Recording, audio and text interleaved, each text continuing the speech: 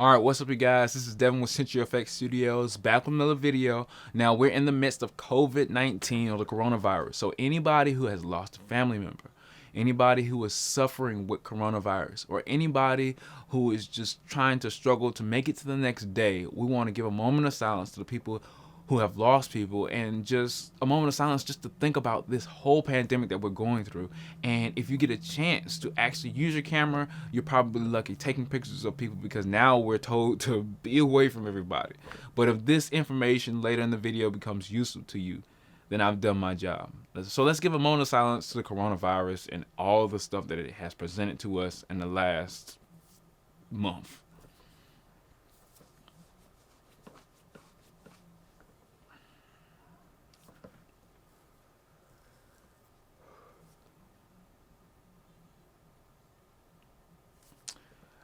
All right, thanks guys. Now, if you're grieving, like I said, that moment of silence was for you. If you're struggling, moment of silence is for you. And if this is a hard time for anybody, this is pretty much for everybody. Take a moment of silence. Be smart, be safe, and just think about the next person so we can mitigate the spread of this virus. All right, so today we're going to be talking about high-speed sync again, and I know you guys, you've been on high-speed sync a lot lately. Yes, I have, because springtime, summertime, all these images are coming up, and we want to be prepared to mitigate the sun, to be able to bring down the exposure of the sun and bring nice, flattering light to our subjects. So high-speed sync can be done in a lot of ways, but a lot of people have trouble activating high-speed sync on their cameras. Now, if you saw my last video where I was talking about the ultimate guide of high-speed sync, and I was talking about pretty much everything you would need to know to get started with high-speed sync, you know that I was talking about when high-speed sync goes wrong, or when you're trying to troubleshoot high-speed sync. Well, like I said, every device that you use for your Speedlight has to communicate directly with your Speedlight. Now, usually when you have a problem with high-speed sync, it's when you have your flash off camera.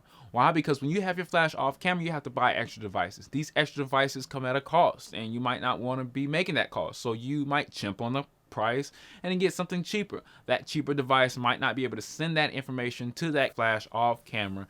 Then you're stuck with an image that didn't make it past the curtain. Your flash didn't make it past the curtain, therefore your image has this big curtain in the shot, or big black band going across the image. Now, I took a series of images so you guys will understand that it's not just some arbitrary black thing that you can just Photoshop out. No, it's extremely black, like literally a black piece of camera got stuck in your picture, and you can't do anything about that in Photoshop.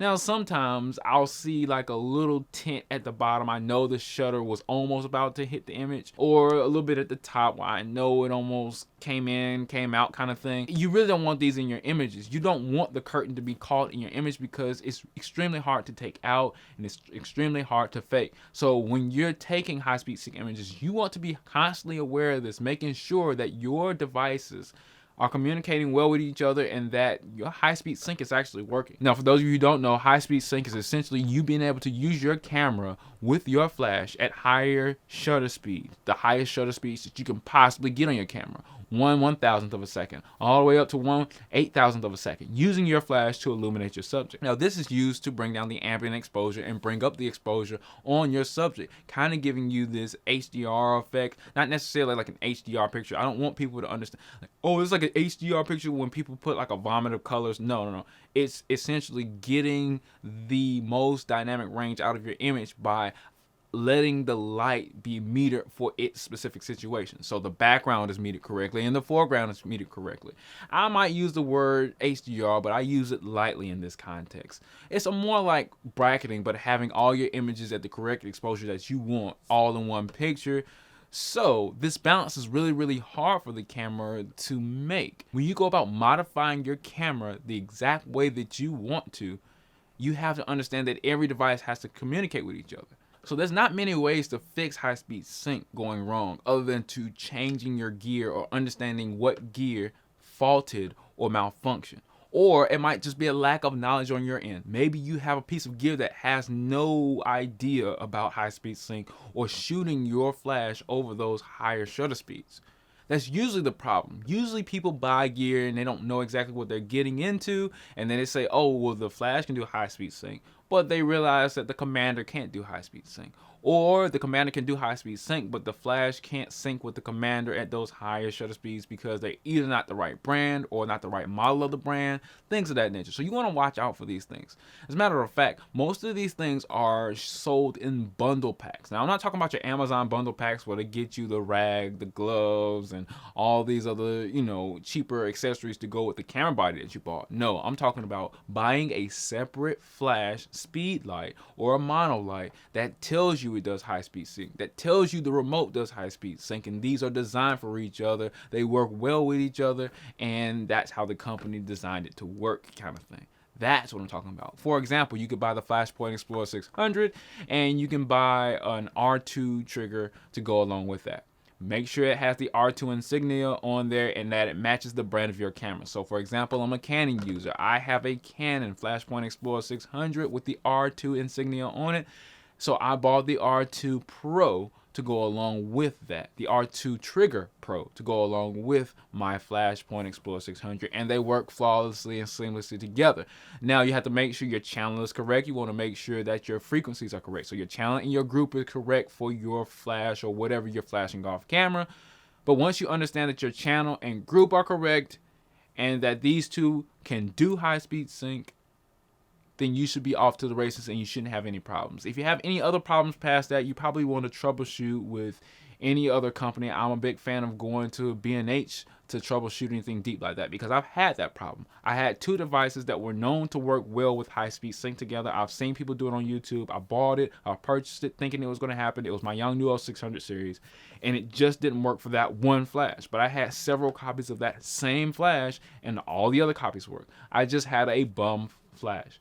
And you might want to watch out for that too, especially when you're buying third party and it's really, really cheap because it's really actually expensive for a manufacturer or a producer to put all these things into one flash. ETTL, high speed sync, and then it rotates, and all those circuits are rotating in there, and all these ICs are supposed to be working together to make sure that the camera understands it. And then you look at the bottom of the flash, you got all these contact pins for all this information to be sent at a moment's notice, and all this information is changing whether you are in front of your client or behind your client or close to your client or extremely far away. It's calculating all this stuff like a little jitterbug, and then it has to have all these circuits in there, and you telling me you're getting a flash like that for only $60-$70, it probably won't work out all that well. That's why I had an issue with Peter McKinnon's video talking about $100 Speedlight. It must be amazing kind of thing, and he didn't really tell you specifically about that specific Speedlight because Speedlights and flash products are extremely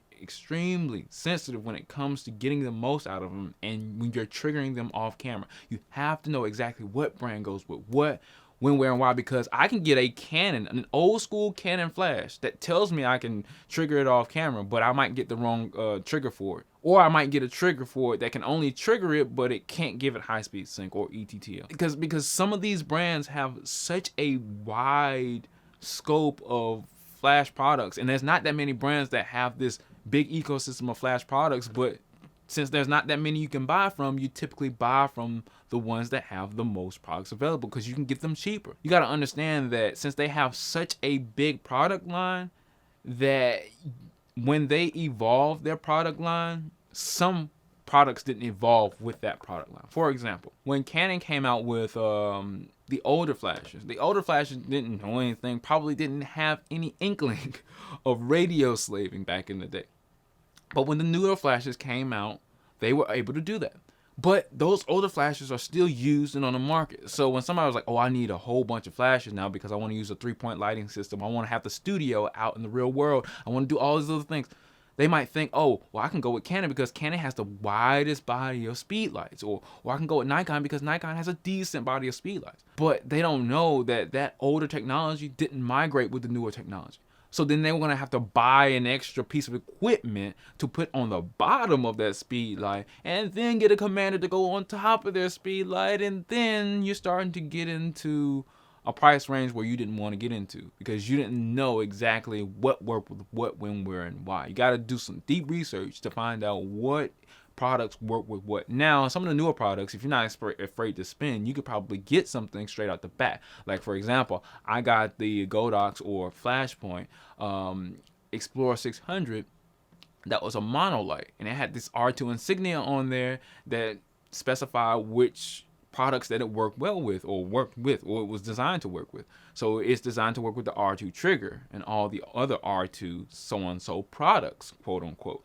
So I ended up buying a Speedlight. I said, well, hey, this monolight is amazing from Flashpoint. It has a lithium ion in it, high speed sync, ETTL kind of thing. Well, why don't I just buy a Speedlight and see how that works out for me? I ended up buying the Speedlight, and I was amazed because it had the same R2 insignia. I can probably even use that Speedlight on my camera as a controller for my Flashpoint Explorer 600 monolight. I could probably use that as a controller, but I know that R2 insignia means something.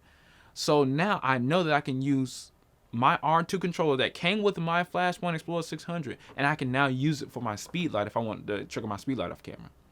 I didn't even have to buy an extra controller. See, back in the day when radio slaving and all this wireless transmission from camera to Speedlight started to come out, you'd have to buy another controller, buy this controller, and then buy the Speedlight that goes with this controller. But now, newer companies like Adorama, Flashpoint, and Godox have come out. They know that's like, okay, now when we start our Speedlight line, we understand what the new technology brings for our Speedlight line. So now they're able to make cheaper Speedlights to go along with pretty much any of their controllers that they put on the market, long as you get the one that's designed for your camera. So Canon's R2 trigger, or Nikon's R2 trigger, Sony's R2. You get what I'm saying. So at the end of the day, guys, you got to understand that your devices mean a lot when it comes to high-speed syncing. You do not want to get your shutter curtain in your image, because there's no way to fix that. And you might think you have the best image in the world. Now that that shutter got caught, I'm there with CenturyFX Studios. Watch your devices. Make sure you're buying the right thing for high-speed sync. And be smart and safe during this time of the coronavirus. Stay tuned for the next video, guys.